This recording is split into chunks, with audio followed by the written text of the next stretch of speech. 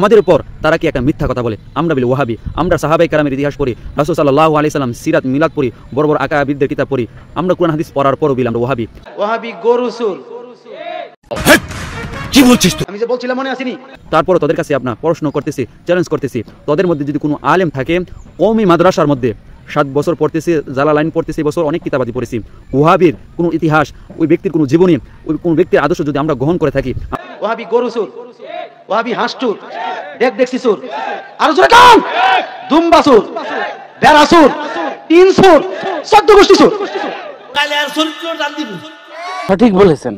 ভিডিওর শেষে একটা কথা বলতে চাই, তোদের মধ্যে কোনো আলেম যদি থাকে, কওমি মাদ্রাসার মধ্যে ওয়াহাবির যে ব্যক্তিকে তার উদ্দেশ্য করে বলস, ওই ব্যক্তির কোনো কিতাবাদি, কোনো ইতিহাস, কোনো জীবনী যদি পড়ায়, এটা যদি প্রমাণ করতে পারস, এ বিষয়ে আর কোনোদিন কথা বলবো না। আর যদি প্রমাণ না করতে পারস, এই বিষয় নিয়ে আমাদেরকে উদ্দেশ্য করে কথাগুলো কোনোদিন বলবি না। তুই যদি একজন ভালো আলেম হয়ে থাকস, তাহলে আমার চ্যালেঞ্জ গ্রহণ কর কওমি মাদ্রাসার বিষয়ে। ওয়াহাবি কি ভালো না খারাপ? ওয়াহাবি ভালো। আর আপনি একজন আলেম হয়ে, আলেমদের মধ্যে নিকৃষ্ট আলেম হলেন আপনি। ওয়াহাবি কি ভালো না খারাপ? আমি যে বলছিলাম মনে আসেনি? ওয়াহাবি গরু চোর, ওয়াহাবি হাঁস চোর, দেখছি চোর, আরো জোরে কান, দুম্বা চোর, বেড়া চোর, তিন চোর, 14 গোষ্ঠী চোর। কথা ঠিক নেই? যা আছে হলুদ মরিচ ডাইল টাইল যা আছে 14 গোষ্ঠী সুর। এটা সুর। 1 নম্বর সুর। 1 নম্বর সুর হলো ঈমান সুর। কি সুর?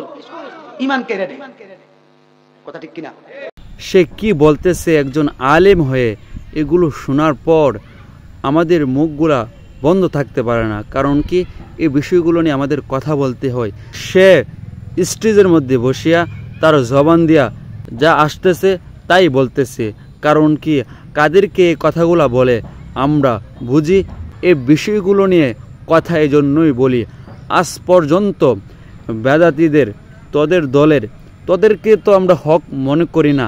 তারপরও তোদের কাছে আপনার প্রশ্ন করতেছি, চ্যালেঞ্জ করতেছি, তোদের মধ্যে যদি কোনো আলেম থাকে, কওমি মাদ্রাসার মধ্যে 7 বছর পড়তেছি, জালালাইন পড়তেছি, বছর অনেক কিতাবাদি পড়েছি, ওয়াহাবির কোনো ইতিহাস, ওই ব্যক্তির কোনো জীবনী, ওই কোন ব্যক্তির আদর্শ যদি আমরা গ্রহণ করে থাকি, আমাদেরকে যদি পড়াইতো, তাহলে এই বিষয়গুলো নিয়ে আমরা কথা বলতাম না।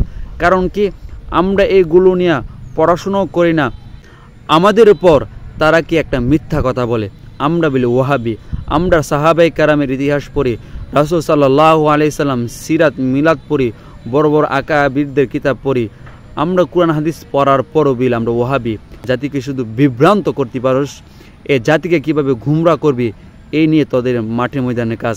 আল্লাহ তাআলা সবাইকে কথাগুলো বোঝার তৌফিক দান করুক। আর ভিডিওর শেষে একটা কথা বলে দিতে চাই, তোদের মধ্যে কোনো আলেম যদি থাকে, কওমি মাদ্রাসার মধ্যে ওয়াহাবির যে ব্যক্তিকে তার উদ্দেশ্য করে বলস, ওই ব্যক্তির কোনো কিতাবাদি, কোনো ইতিহাস, কোনো জীবনী যদি পড়ায়, এটা যদি প্রমাণ করতে পারস, এ বিষয়ে আর কোনোদিন কথা বলবো না। আর যদি প্রমাণ না করতে পারস, এই বিষয় নিয়ে আমাদেরকে উদ্দেশ্য করে কথাগুলো কোনোদিন বলবি না। তুই যদি একজন ভালো আলেম হয়ে থাকস, তাহলে আমার চ্যালেঞ্জ গ্রহণ কর কওমি মাদ্রাসার বিষয়ে।